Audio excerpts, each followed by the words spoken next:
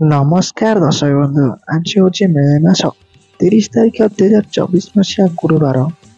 ଆସନ୍ତୁ ଜାଣିବା ଆଜିର 12ଗୋଟି ରାଶିଫଳଙ୍କ ବିଷୟରେ। ପ୍ରଥମ ରାଶି ମେଷ ରାଶି। ଆଜି ଯାହା ଚାହୁଁଛନ୍ତି ତାହା ପାଇବେ ଏବଂ ବନ୍ଧୁଙ୍କ ସାନ୍ନିଧ୍ୟରୁ ଉପକୃତ ହେବେ। ଗୁରୁ ଓ ଶୁକ୍ର ପ୍ରଭାବରୁ ନୂଆ ଯୋଜନା ଲାଗି ମନ ବଳାଇବେ। ବନ୍ଧୁଙ୍କ ଅନୁରୋଧ ରକ୍ଷା କରି ଦେଖା କରିବାକୁ ପ୍ରସ୍ତୁତ ହୋଇପାରନ୍ତି। ନିର୍ମାଣାଧୀନ କାର୍ଯ୍ୟ କେତେକ ଆକସ୍ମିକ ସମସ୍ୟା ହଠାତ୍ ଦେଖାଦେବା କାରଣରୁ ସ୍ଥଗିତ ରହିପାରେ। ପରବର୍ତ୍ତୀ ରାଶି ବୃଷ ରାଶି। ଆତ୍ମୀୟ କିମ୍ବା ବନ୍ଧୁଙ୍କ ଦ୍ୱାରା ସ୍ଥଗିତ କାମଟି ସହଜରେ ହାସଲ କରିପାରିବେ। ଦିନସାରା କୌଣସି ଆନୁଷ୍ଠାନିକ କାର୍ଯ୍ୟରେ ଯୋଗତି ପ୍ରଦର୍ଶିତ ଓ ସମ୍ମାନିତ ହୋଇପାରନ୍ତି। ପାଖ ପଡ଼ୋଶୀଙ୍କ ସହାୟତା ଆଶା କରି ସଫଳତା ହାସଲ କରିବେ। ରୋହିଣୀ ନକ୍ଷତ୍ର ସଙ୍ଗୀତ, କଳା, ସାହିତ୍ୟ, କ୍ରୀଡ଼ା, ଚଳଚ୍ଚିତ୍ର କ୍ଷେତ୍ରରେ ଉନ୍ନତି କରିବେ। ପରବର୍ତ୍ତୀ ରାଶି ମିଥୁନ ରାଶି। ଦୂର ସମ୍ପର୍କୀୟଙ୍କ ସହ ଟଙ୍କା ପଇସାକୁ କେନ୍ଦ୍ର କରି କଳହର ଅବସାନ ଘଟିବ। ପ୍ରତିଯୋଗିତା କିମ୍ବା ପ୍ରତିଦ୍ୱନ୍ଦିତା କ୍ଷେତ୍ରରେ ସଫଳତା ନିଶ୍ଚୟ ପାଇବେ। ପରିବାର ଭିତରେ ପୁରାଣ କଥା କହି ଦୋହରାଇବା କଳହର କାରଣ ହୋଇପାରେ। ମୃଗଶିରା ନକ୍ଷତ୍ର ସକାଶେ ପୁରାତନ ରୋଗର ପୀଡ଼ା କାମ କରିବାକୁ ନିରାଶ୍ରିତ କରିବ। ପରବର୍ତ୍ତୀ ରାଶି କର୍କଟ ରାଶି। ପରିବାର ସହମତିରେ କାମ କରି ସବୁଠି ପ୍ରଶଂସିତ ହେବେ।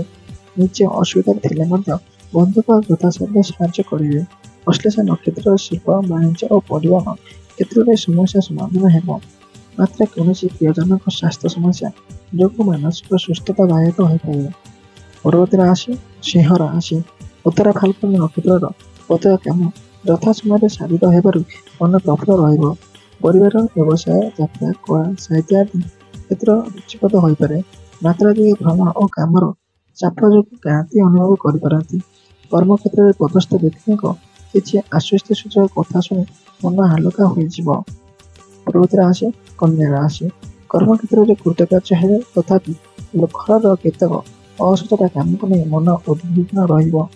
ଗୃହ ଉପକରଣ କିଣିବା ଯୋଜନା କରି କାର୍ଯ୍ୟରେ ପରିଣତ କରିପାରନ୍ତି। ଚିତ୍ତା ନକ୍ଷତ୍ର ଆଜି ବିବାଦୀୟ କଥାରେ ମୁଣ୍ଡ ନ ପୁରାଇ ଭଲ ହେବ। ବାଣିଜ୍ୟ ପରିବହନ କ୍ଷେତ୍ରରେ ଉନ୍ନତିର ସମ୍ଭାବନା ରହିଛି। ପରବର୍ତ୍ତୀ ରାଶି ତୁଳା ରାଶି।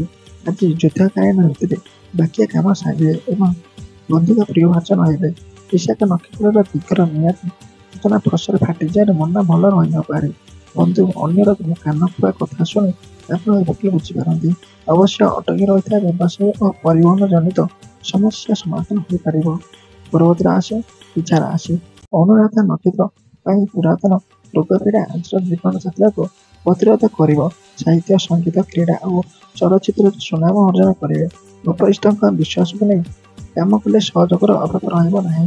ଗୃହ, ରାସ୍ତାଘାଟ ନିର୍ମାଣ କ୍ଷେତ୍ରରେ ଅଟକି ରହିଥିବା କାମ କରିବାର ନିଷ୍ପତ୍ତି ନେବେ। ପରବର୍ତ୍ତୀ ରାଶି ଧନୁ ରାଶି।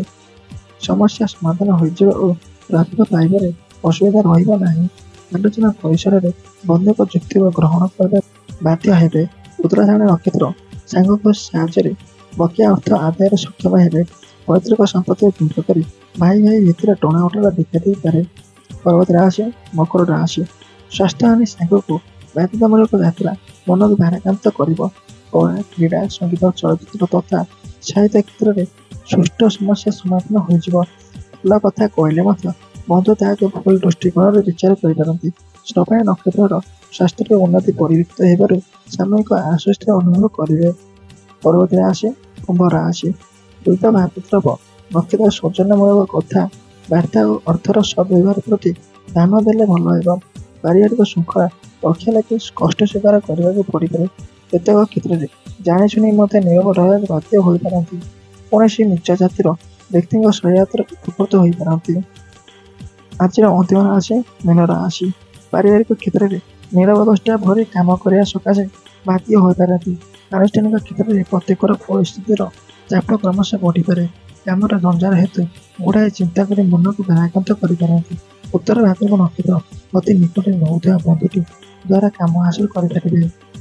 ଏହା ଥିଲା ଆଜିର 12ଗୋଟି ରାଶିଫଳଙ୍କ ବିଷୟରେ। ଆପଣଙ୍କ ଦିନ ଶୁଭମୟ ହେଉ। ଜୟ ଶ୍ରୀକୃଷ୍ଣ।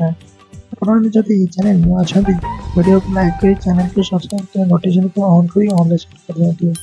ଜୟ ଶ୍ରୀକୃଷ୍ଣ।